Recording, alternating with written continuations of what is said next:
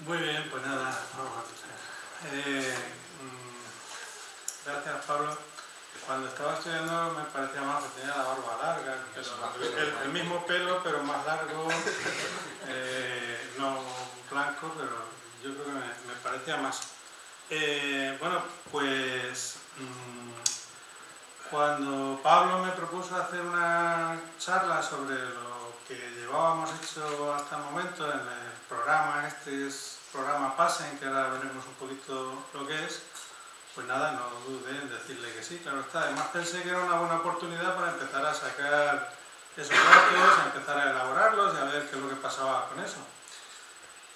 Craso error, porque luego resulta que sacar los datos y empezar a mirarlo y tal es un trabajo bastante importante. De hecho, bueno, lo que voy a presentar aquí es casi un poco los datos prácticamente en bruto, pero bueno, que nos van dando un poco una idea de lo que estamos haciendo. Además también pensé, digo, bueno, aunque me haya dicho esto, puedo hacer como los grandes conferenciantes, estos que cobran mucho y tal, que se les encarga una cosa y luego hablan de lo que quieren, o sea que también existe esa posibilidad. Pues yo ya con mis años ya también puedo hacer lo mismo, aunque no cobre, me da igual, pero puedo hacer un poco de diva, ahora que están las divas poderosas y todo eso, pues está.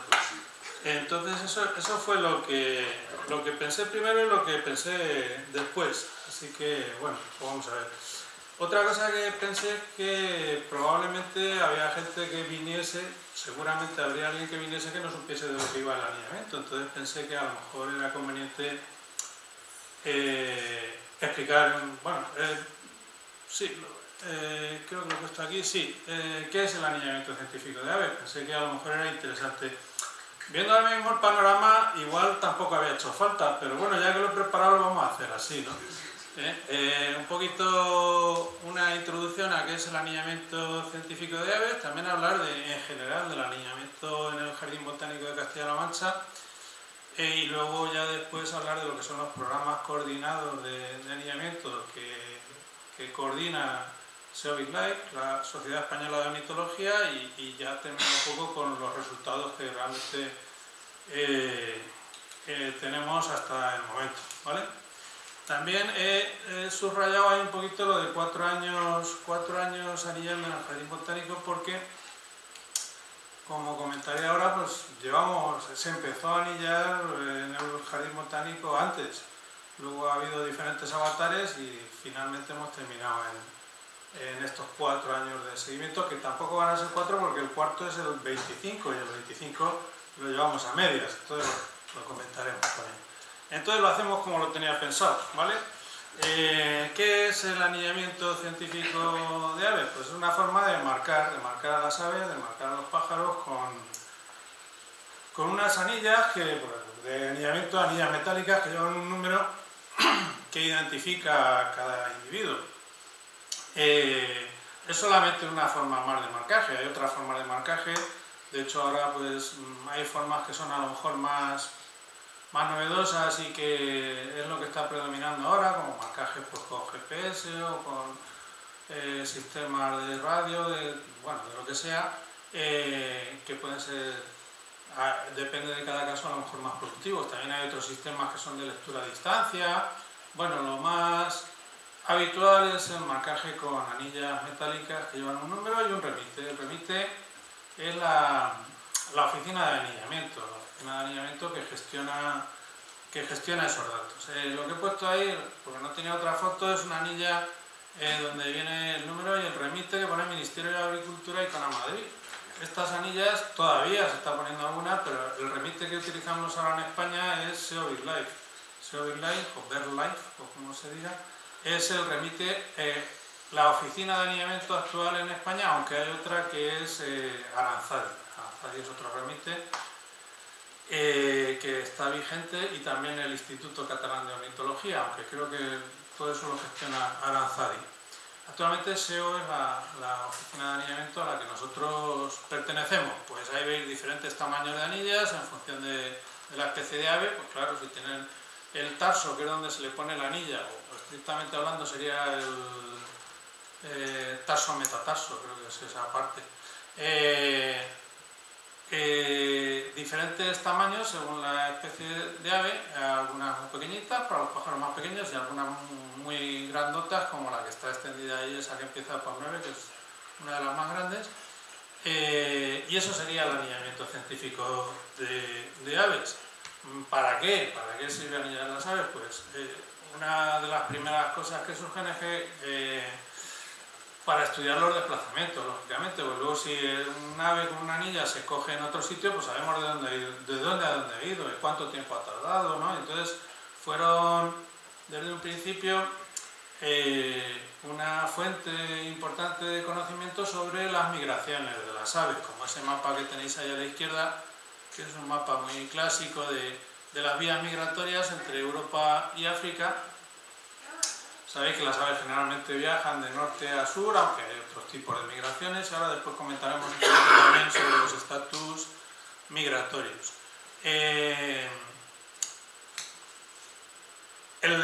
Claro, todo eso requiere una coordinación, o sea, no me sirve de nada anillar yo pájaros aquí y tal, si esto luego no lo sabe nadie más.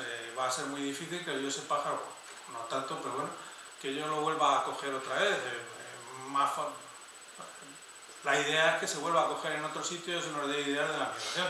Pero no solamente eso, también simplemente con tener el pájaro en la mano ya estamos cogiendo datos, por ejemplo, una cosa tan tonta como que esa especie está en ese sitio, que a veces no lo sabíamos y cuando empezamos a anillar descubrimos que hay especies que no habíamos detectado en un lugar determinado. Tan simple como eso, pues simplemente el anillamiento ya sin recuperación, sin volver a recuperar, pues ya nos está aportando información.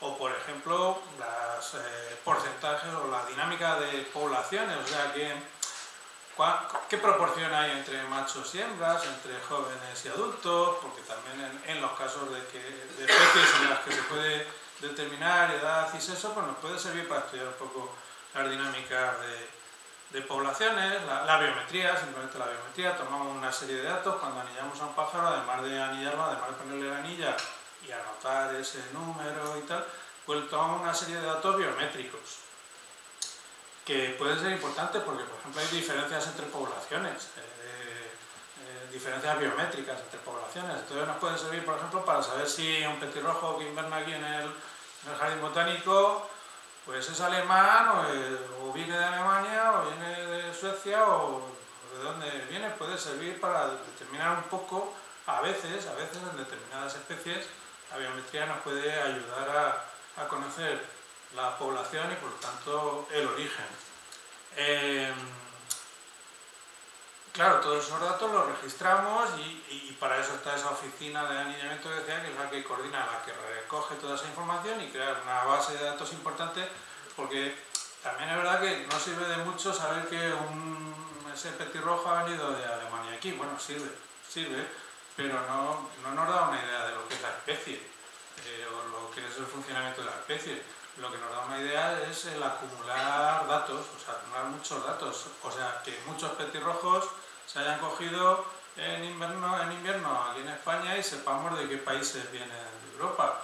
Entonces nos da una idea un poco general. Entonces tiene que haber esa base de datos grande donde se recoja toda la información para luego poder hacer estudios concretos. Claro, base de datos grandes quiere decir mucha gente anillando. Mucha gente anillando no hay forma de pagarlo, eso es imposible. Para que las cosas sean estadísticamente demostrables, pues se necesitan muchos datos. El anillamiento pues, es un trabajo y pagarlo no se puede. Bueno, hay anilladores profesionales, claro, pero en la mayoría somos aficionados. Anillamos de forma altruista, para que luego de forma científica ya gente más preparada o gente con gente que cobra por eso pues pueda hacer trabajos, pueda estudiar todos esos datos, bien de biometría, bien de migración, bien de presencia, ausencia, de lo que sea, ¿vale? Entonces, por eso ponía ahí una foto de alguien ahí anotando todos esos datos en las hojas de campo. Abajo es una guía para identificar, una guía de anillamiento, nos sirve para identificar sexos, edades y demás. Esto sería un pantallazo de la base de datos o de la aplicación que utilizamos aquí en el Centro de Migración de Aves de la SEO para registrar los datos. Simplemente pues Y otra cosilla, no lo puede hacer cualquiera. Para hacer esto se necesita una preparación. Los pájaros son unos bichos delicadillos, ¿eh? Hay pájaros que pesan 8 o 9 gramos. Los huesos son muy frágiles y huecos además.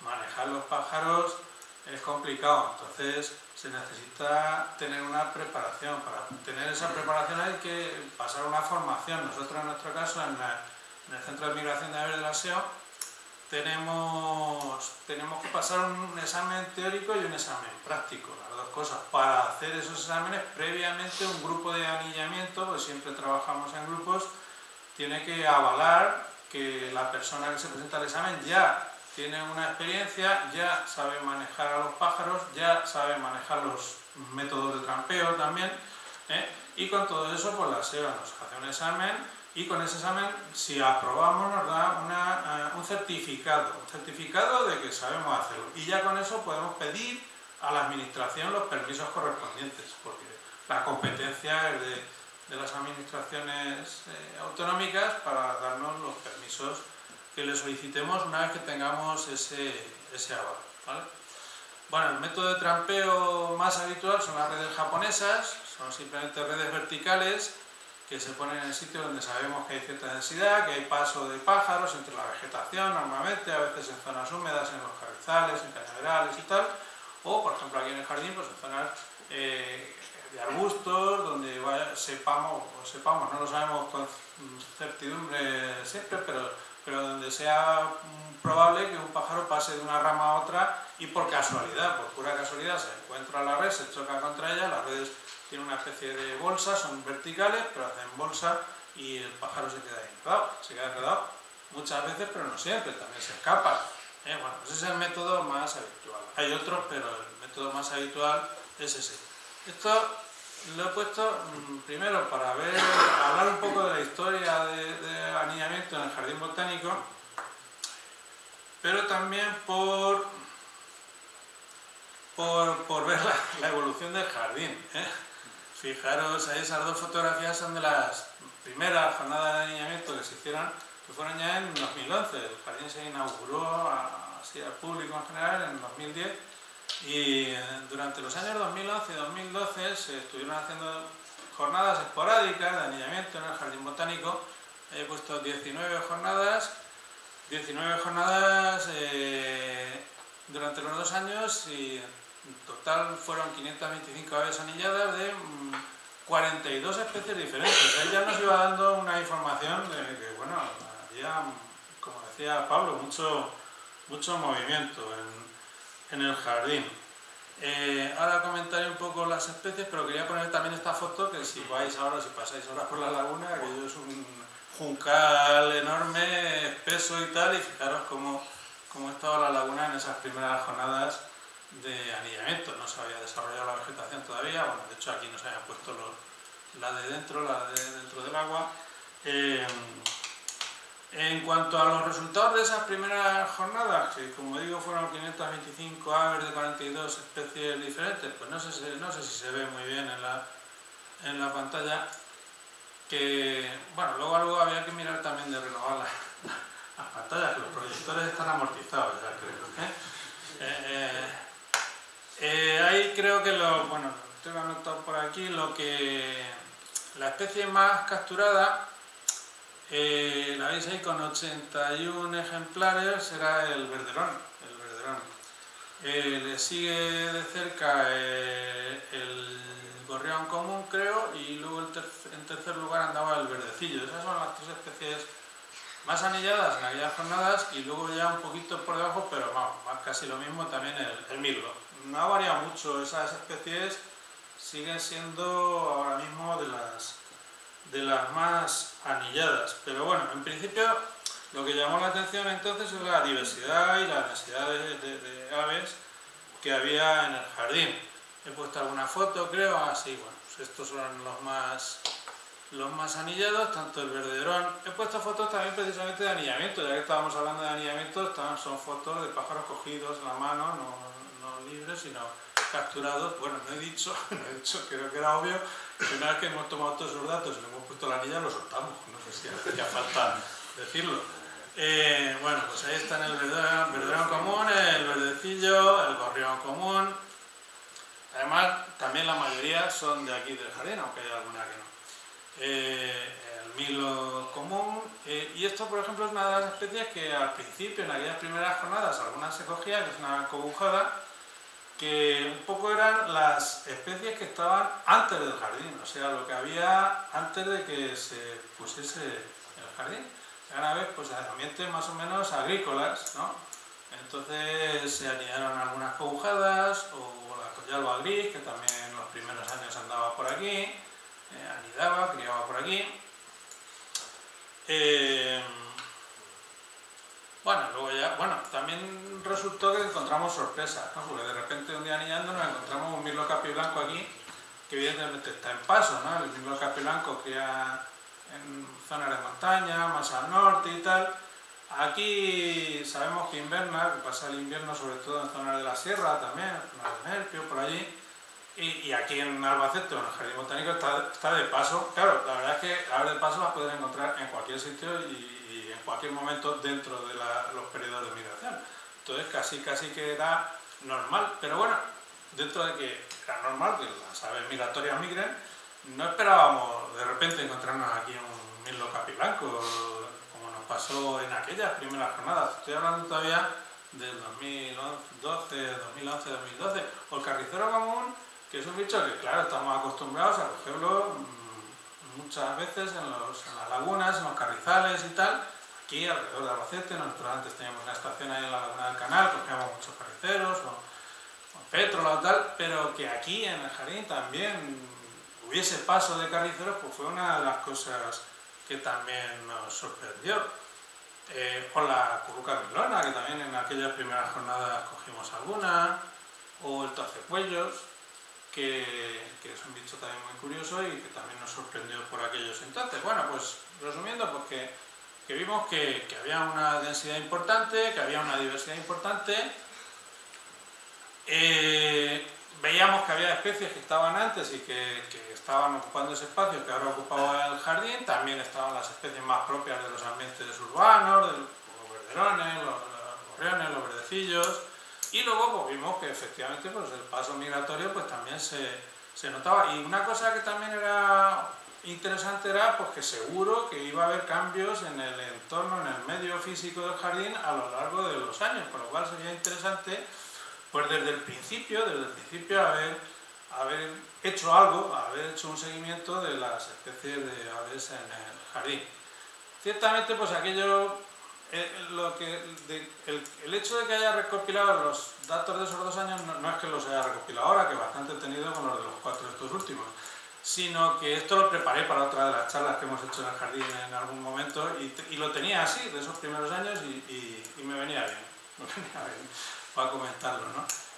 Después de esto se siguieron haciendo algunas jornadas esporádicas, pero no se estableció ningún programa de seguimiento, algunas dificultades, en fin, de manera que, bueno, algunas dificultades, luego finalmente también, después de bastante tiempo, luego hubo otro problema que teníamos, que en un momento dado se estableció una colonia de gatos que para el anillamiento era algo pues, que chocaba, porque los gatos son depredadores y un pájaro en la red pues es una presa fácil, lógicamente. La colonia de gatos tiene su explicación, o sea, una colonia de gatos controlada, una de las colonias que montan o que hacen o que llevan o que siguen las sociedades protectoras de animales y que tienen unos fines concretos y que, bueno, también se hacen para intentar evitar otros problemas y tal. Aquí además había un problema que era los conejos. Los conejos también, igual que las collalbas, estaban aquí de antes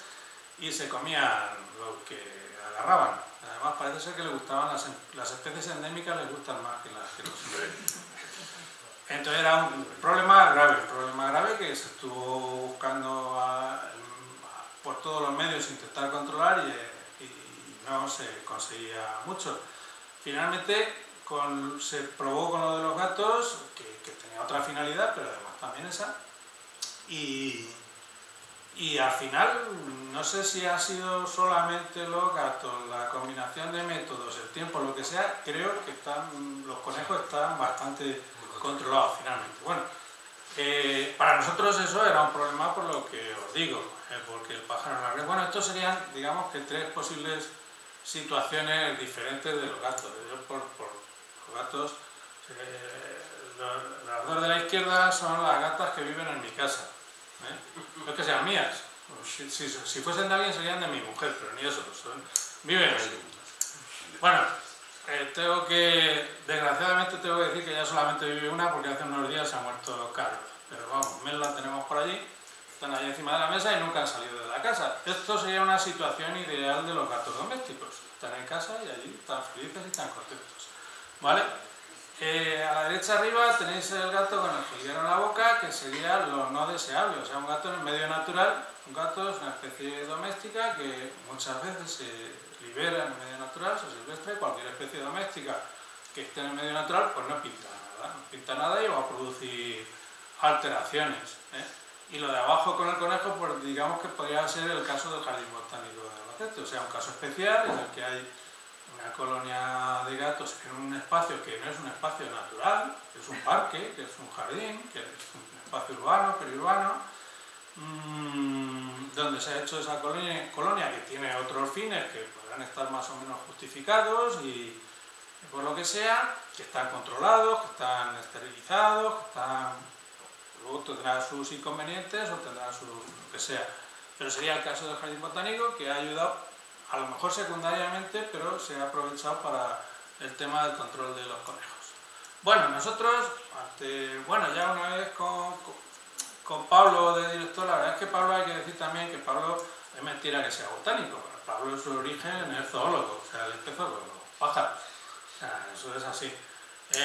Y le gusta mucho. Y Pablo desde siempre pues, nos ha instado a que hiciésemos cosas en el jardín. Y hemos buscado la manera de poder hacer algo de seguimiento de aves en el jardín. En el jardín botánico. Y hemos estado, como veíamos que el principal problema eran los gatos, pues estuvimos buscando diferentes formas de evitar el problema de los gatos. Le dimos vueltas a altavoces de esos que emiten sonidos, a pinchos en el suelo debajo de las redes, a pastores eléctricos y finalmente lo que mejor resultado da es una cosa que son redes en altura, una cosa que no es habitual, habitualmente las redes están a ras de suelo, pero sí en algunos sitios pues se ponen unos mástiles con redes con una polea arriba que sirve para subir y bajar la red.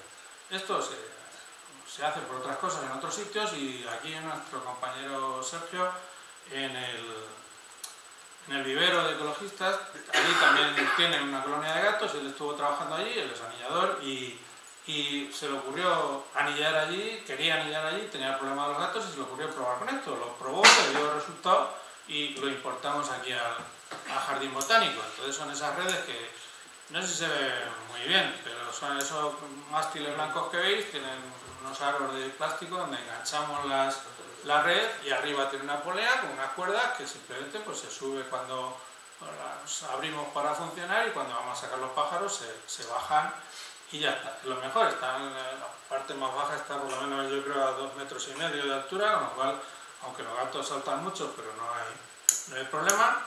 Y esto nos dio muy buen resultado. Bueno, pues ya viendo que podíamos hacer ese seguimiento, pues ya seguimos haciendo jornadas de anillamiento más o menos esporádicas y tal, y ya llegamos a plantearnos el participar en algún programa coordinado de anillamiento, coordinado a nivel nacional. Son programas que lleva también la SEO.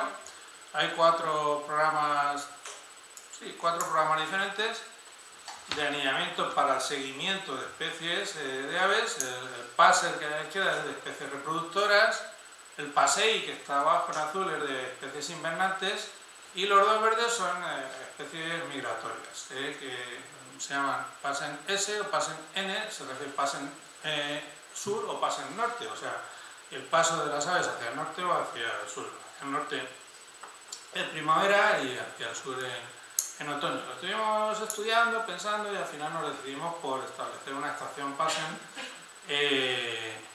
tanto en primavera como en otoño. Hacemos las dos temporadas, ¿vale? Y esto es lo que realmente yo se supone que venía a contar aquí ahora, pero que como me atribuí tanto dije, bueno, vamos a contar más cosas y ya lo que quede decimos algo del PASEN, porque había una cantidad de datos que estaba complicado. Bueno, una cosa de los programas coordinador de anillamiento es que se hacen siempre con la misma metodología. Tienes una metodología estandarizada, hay estaciones de estos programas por toda España repartidos con el fin de que luego se puedan hacer comparaciones. O sea, hombre, si nos sirven aquí nuestros datos, como ahora veremos alguna cosilla, pero también la idea es que esté todo estandarizado, que se haga de la misma manera, de forma que luego se puedan hacer comparaciones, sobre todo también a lo largo del tiempo. Es importante en este tipo de estaciones la continuidad a lo largo de mucho tiempo, para que realmente se puedan ver pues, las tendencias. Entonces, bueno, las condiciones son esas, siempre las mismas redes, en los mismos sitios. El horario son siempre 5 horas desde 20-25 minutos antes de la salida del sol.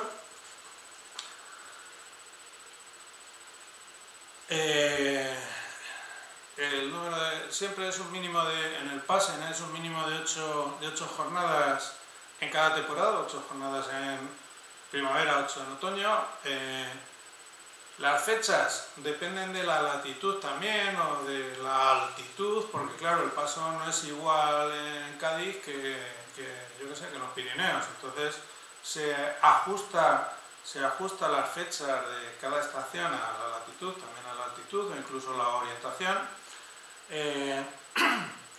Pero sí que se tienen que hacer en una misma estación que todos los años sean en esa fecha. No me vale empezar aquí en abril un año y otro año empezar en marzo. Hay que hacerlo todos los años igual para que sean comparables.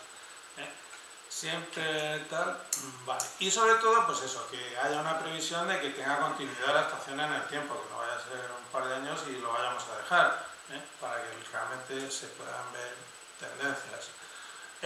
Como decíamos, en el Jardín Botánico empieza en 2022, de manera que me he tirado de 4 años porque no hemos completado todavía la estación de otoño que nos queda. Es más, cuando yo empecé o descargué los datos para empezar a mirarlos de esta estación, solamente llevábamos dos jornadas de esta primavera.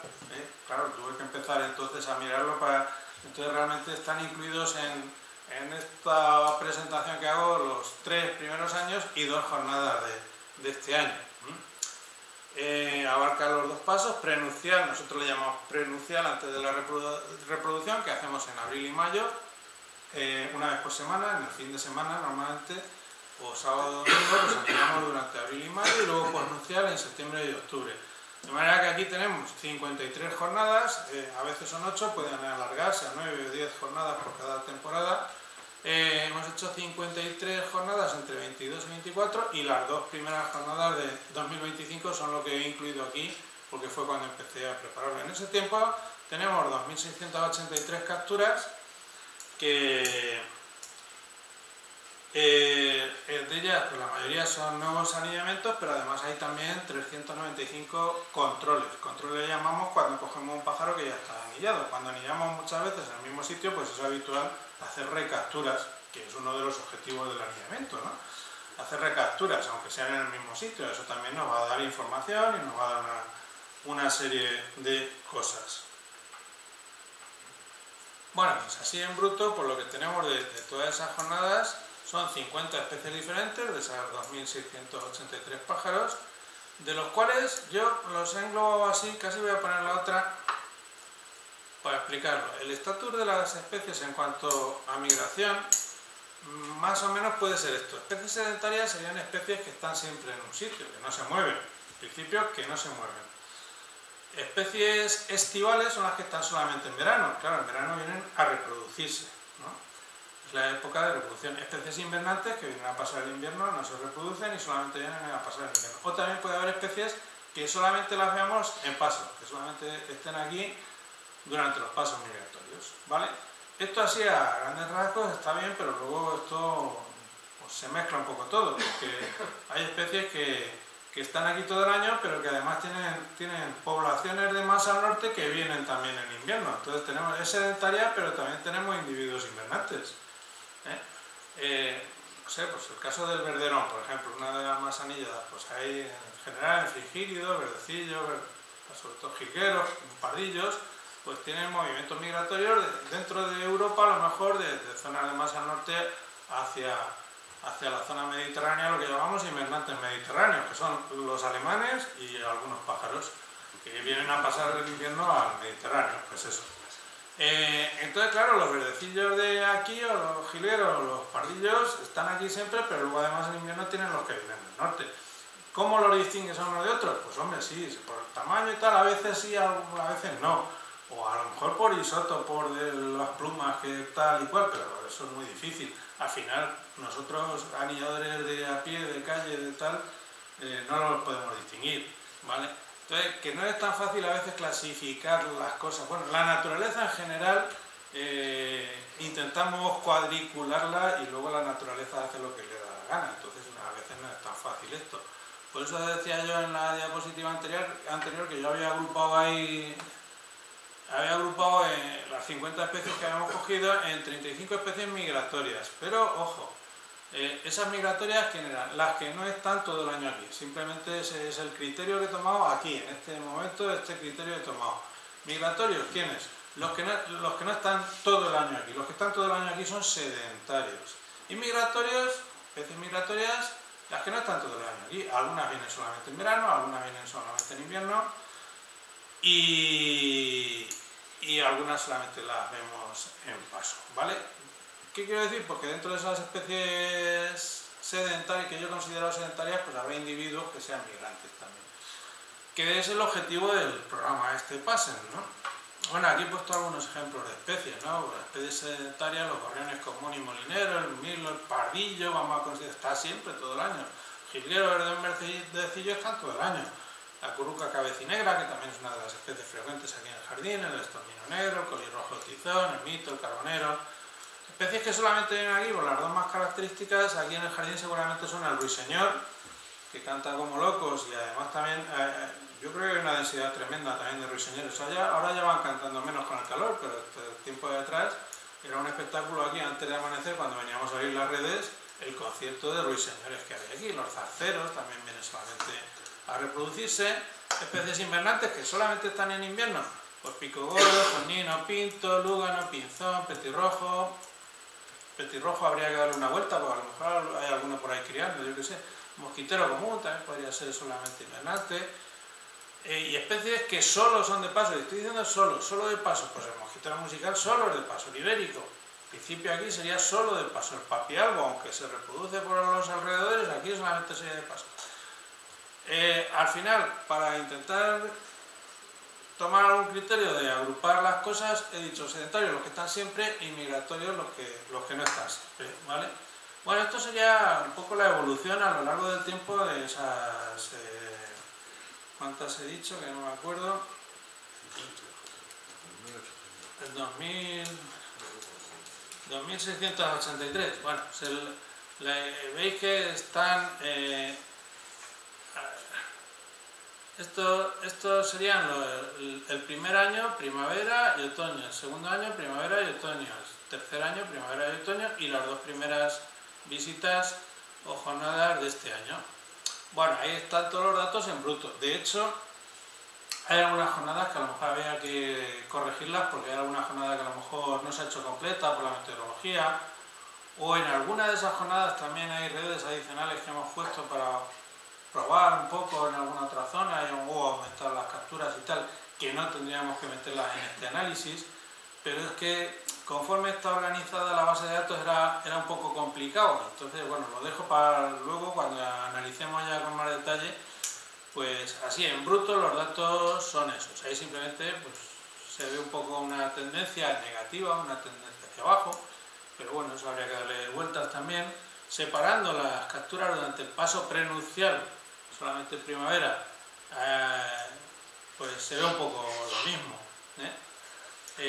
fijaros que en general la media de capturas anda sobre las 50 capturas en cada jornada. En el paso postnupcial la dinámica es parecida, y a mí me llamó la atención al ver esto que en general el número de capturas era menor en el paso postnupcial que en el prenupcial. ¿Por qué? Porque el postnupcial es después de la reproducción. Después de la reproducción hay más gente. De todas las especies, después de la reproducción están los padres y los hijos. que luego los hijos van a morir muchos durante ese primer año, pero en general tiene que haber más gente en otoño que en primavera. Claro, esto luego si lo separamos por especies, a lo mejor habría que matizar y a ver qué especies son las que dan esa bajada o cuáles no. Por eso digo que estos son datos brutos. También datos brutos simplemente de capturas, que esto luego, por ejemplo, para intentar comparar con otras estaciones, que sería lo deseable a nivel nacional o simplemente nuestra estación con otra, pues habría que relativizarlo, no coger el número de capturas, sino hacer un índice de número de capturas por metro de red y por hora. O sea, habría que relativizarlo todo un poco, estandarizarlo, ¿no? Estos son solamente datos brutos. Pero sí que me llama a mí la atención esto, que supongo que cuando se separen especies, pues veríamos qué especies son esas que han disminuido o que son menos frecuentes en otoño que en primavera. En cuanto a especies, separando las especies migratorias, entendiendo por las que no están siempre, pues esto era el resultado que encontraba de estos 3 años y pico. La especie más capturada con diferencia es la curruca capirotada. ¿Veis ahí? Hay 260 capturas, que es pues más casi el triple a lo mejor, o más del doble de la segunda, que es la curruca mosquitera. Curruca capirotada es la especie más capturada en ese periodo en los dos pasos, tanto en primavera como en otoño, con diferencia respecto a las demás. No es raro, o sea, esto es lo habitual, o sea, la especie capirotada es una especie muy abundante en los pasos migratorios, siempre buscando las zonas donde hay alimentos, arbustos, con frutos de otoño, que son los que les sirve a ella para ir cogiendo, allá hay otras especies, para ir cogiendo energía para continuar la migración. La curruca capirotada aquí la ha metido en migratoria, pero realmente también es invernante aquí, o sea que no está todo el año. ¿Por qué? Porque no se reproduce. Y ojo, que igual también hay que revisarlo esto, porque no es una especie que no se reproduzca aquí en Albacete. En el río se reproduce, o sea que no es raro que a lo mejor algún año de estos se reproduzca en el jardín botánico y entonces la tenga que quitar de aquí, tenga que decir que es una especie sedentaria. Pero bueno, dentro de que fuese una especie sedentaria tendría esos contingentes que están durante el otoño de primavera pasando para arriba o para abajo, y contingente también invernante, que tal sería otra cuestión. Pero bueno,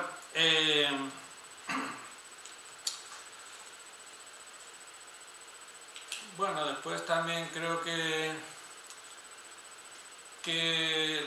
por seguir con las especies así más frecuentes, pues lo que os decía del carricero, que también nos llama la atención, siendo una especie también de hábitats de lagunas. Aquí están las lagunas, aquí la representación de las lagunas, pero es una superficie muy pequeñita, y ahí precisamente justo en la laguna no tenemos redes, no es donde hemos capturado los carriceros, los hemos capturado en los árboles, y eso fue lo primero, una de las cosas que nos llamó al principio la atención, de que había muchos carriceros en paso por aquí, y de hecho pues es la tercera especie en cuanto a capturas durante el pasen, o sea en otoño y en primavera.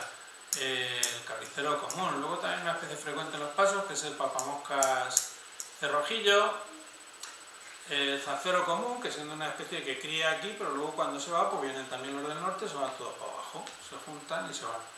El carricero común, el ruiseñor, que viene a reproducirse, pero seguramente los primeros que cogemos cuando empezamos a anillar en abril, pues seguramente que son especies, individuos que están en paso, que van más hacia el norte. Y estoy seguro también que los últimos que cogemos, y además es así, los últimos que cogemos son individuos reproductores, están aquí y no se van a ir a ningún lado. Pero el discernir individuos, pues no es sencillo. ¿Qué tenemos por ahí? Bueno, yo creo que voy a pasar a poner fotos, ¿no? Bueno, también por las especies que se anillan una vez solo. Pues hombre, eso no es significativo, un individuo. No, pero bueno, también es gratificante coger una especie, por ejemplo, que en principio es casi rareza, como esa foto que hay del mosquitero silbador. El mosquitero silbador es una especie que creo que ya se ha sacado de rarezas, porque ya todos los otoños aparecen individuos por varias zonas de España, y yo creo que ya casi ni se le considera rareza porque aparece habitualmente, pero aquí no lo habíamos cogido nunca. y precisamente en el jardín botánico pues, cogimos un mosquitero silbador, o no sé qué más veo por ahí, pues alguna locustela, buscarla.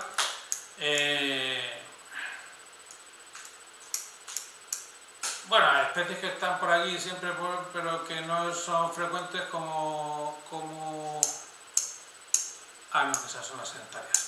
Bueno, pues esto era un poco en cuanto a las especies en migración. Si se para, se me ocurrió hacer con la especie más abundante, que por otra parte sería la más significativa, porque cuanto más datos tienes, pues el análisis, si lo hiciese, que no he hecho análisis, saldría más significativo, ¿no? Entonces digo, si cogemos la curruca capirotada, que es la más frecuente, de la que hay más datos, ¿qué pasaría? Y así en general me salió esto. Claro que esto es el número de capturas en paso prenupcial, que es cuando menos pasaban, ¿eh? Sí, aquí sí que está muy claro que el paso postnupcial hay muchas más capirotadas que en el prenupcial, ¿eh? Como ven, las jornadas ahí donde más se capturan son 6 ejemplares. Y saqué por separado la curruca capirotada tanto en el prenupcial como en el postnupcial.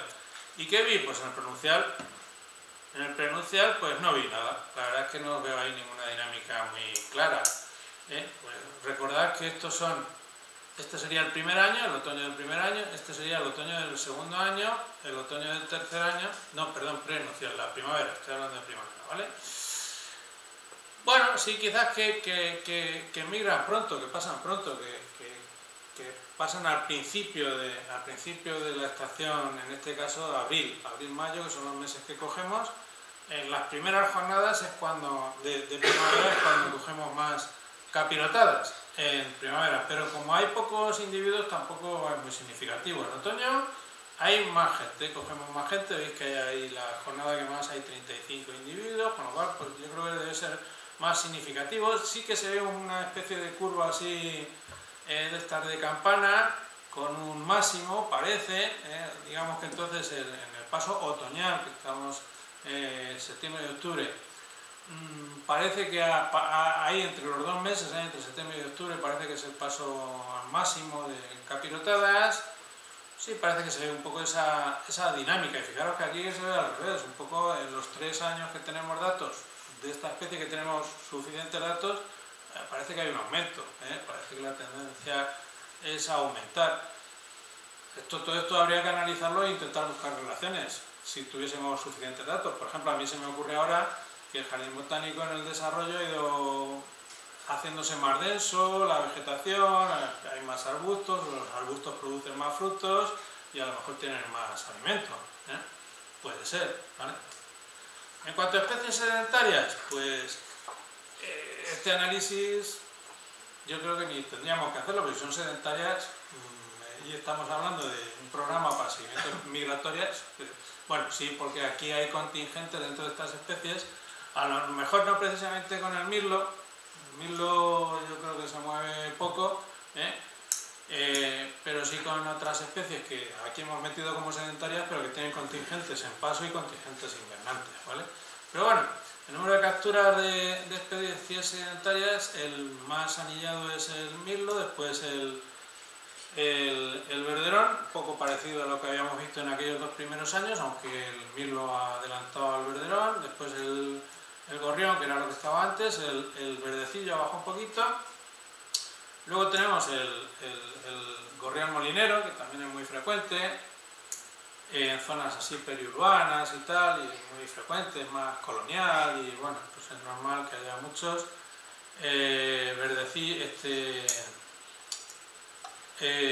Lo diré, carduelis, jilgueros y pardillos, junto con nosotros los fringílidos, pues andan por ahí. El estornino, que también hemos cogido bastante, porque las redes en altura lo facilitan, porque se mueven más por arriba, por las copas.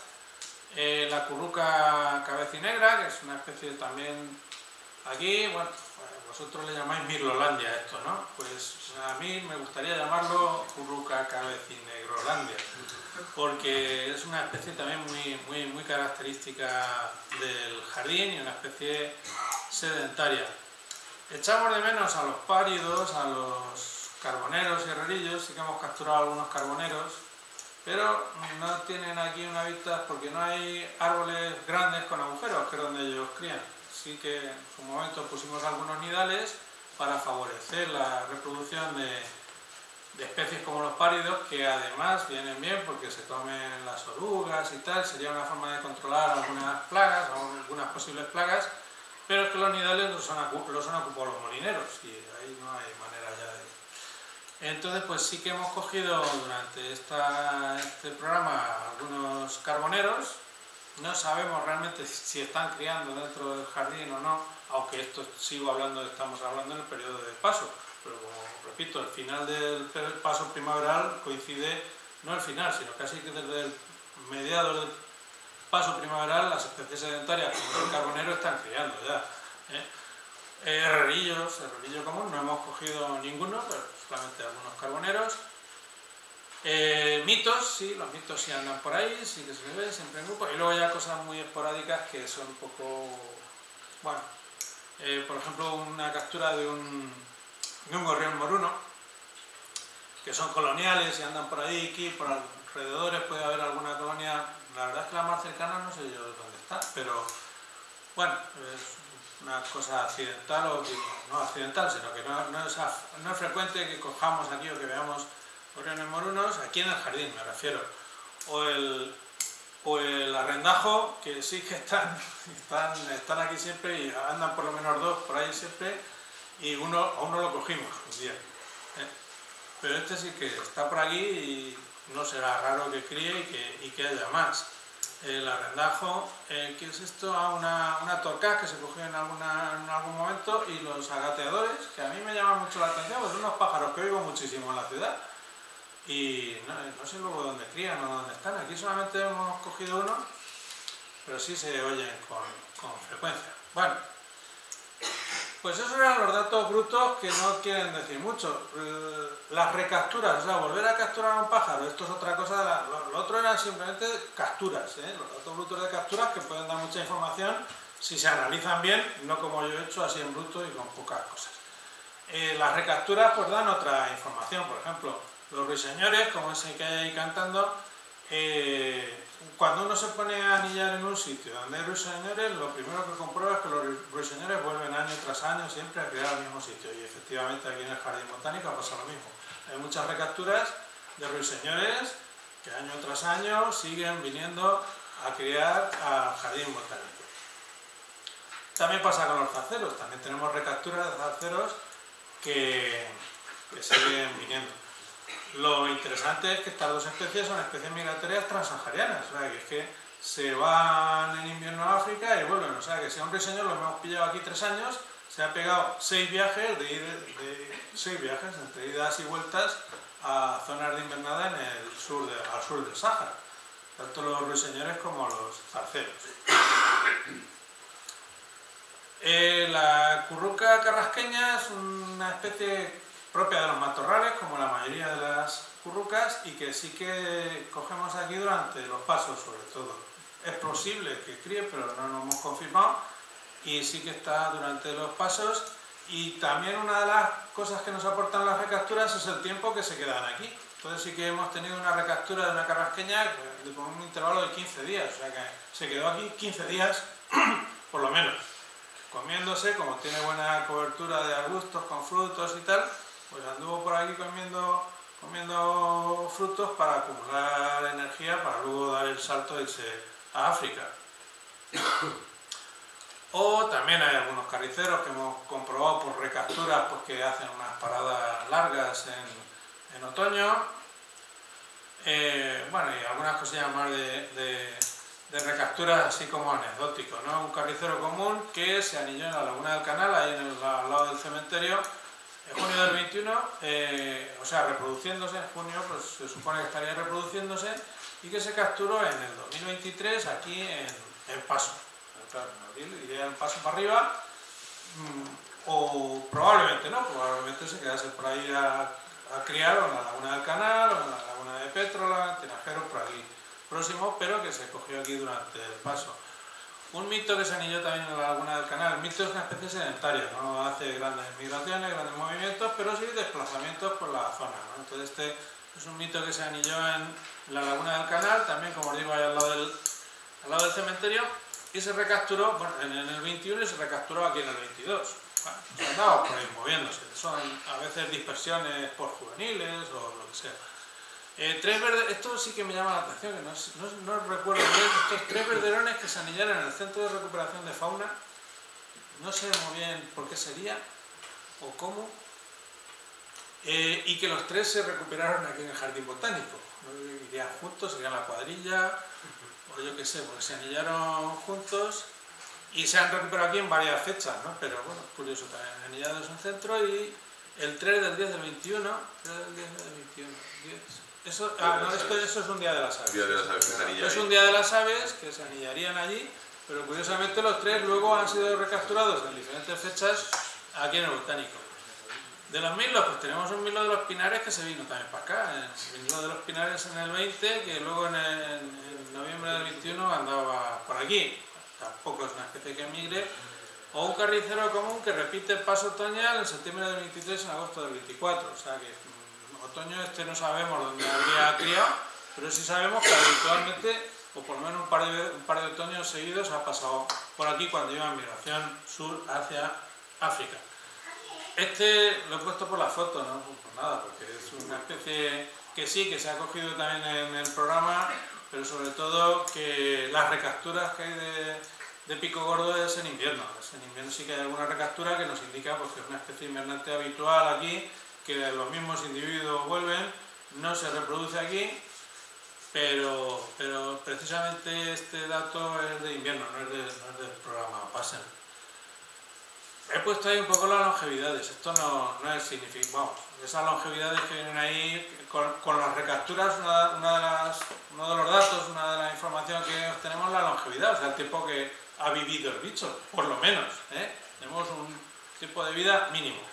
Con los datos solamente del PASSEN, aquí estoy cogiendo solamente datos del PASSEN, estos datos no son para nada récord ni nada, pero bueno, como eran las recapturas que había dentro del PASSEN, lo he puesto. Luego mirlos se recapturan muchos y mirlos de esos con del 21 al 25, pero en el 21 la edad que ponéis no le hagáis caso, no es que tenga 6 años, es un código de edades que ponemos nosotros y por ejemplo ese mirlo del 21, el primero que hay, la edad 6 quiere decir que no había nacido el año anterior, o sea, en el 21 tenía un año ya, por lo menos, tenía por lo menos un año.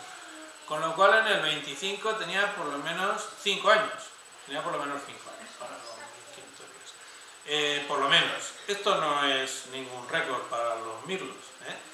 Pero como eran los datos que teníamos de recapturas, pues los he colocado ahí y que con el tiempo pues iremos teniendo más información sobre esto. ¿Vale? Bueno. Y otra cosa importante, y es un poco la educación ambiental. La jornada de anillamiento que hacemos aquí, pues siempre pues, estamos abiertos al público que visita el jardín, intentamos a la gente que pasa decirles, mira, estamos anillando, contarles lo que hacemos, y pues como veis ahí es una actividad muy llamativa para los críos, les llama mucho la atención, bueno, y a muchos mayores. Llama mucho la atención, tener un pájaro en la mano es una cosa completamente diferente, incluso una persona que es observador de pájaros, cuando ve un pájaro en la mano a veces no lo distingue, porque es que es otra historia, no tiene nada que ver. Y bueno, pues siempre ha sido una actividad muy llamativa y siempre hemos organizado también aquí en el jardín o en otros sitios actividades específicas como para el público, para educación ambiental o con grupos determinados de colegios, o alumnos o tal. Y bueno, es otra vertiente que también queremos favorecer o que también creo que es interesante promocionar, tanto en programas coordinados como los que hacemos, como en actividades específicas dedicadas a la educación ambiental. Y entonces ya solamente para terminar, pues agradecer a todos los anilladores aspirantes, que mira, también en esa parte de educación también quiero decir que el Jardín Botánico también ha sido una escuela de anilladores. Ahí tenemos ya unos cuantos anilladores que se han sacado el carnet, que han tenido la posibilidad de examinarse y sacarse el carnet y han hecho muchas jornadas de formación aquí en el Jardín Botánico. Pues supongo ahí lo de los aspirantes, colaboradores, hay mucha gente que muchos días no miro a Raúl siquiera, viene aquí a echarnos una mano, a anotar, o a acompañarnos, o a traernos churros, que tampoco está mal. Y por supuesto a la dirección, el director que se ha empeñado en que hiciésemos cosas de estas, y todo el personal del Jardín Botánico que nos ayuda en lo que le pedimos y que nos facilita la labor, y también incluso gracias a la gente que habéis venido por aguantar. Y nada más.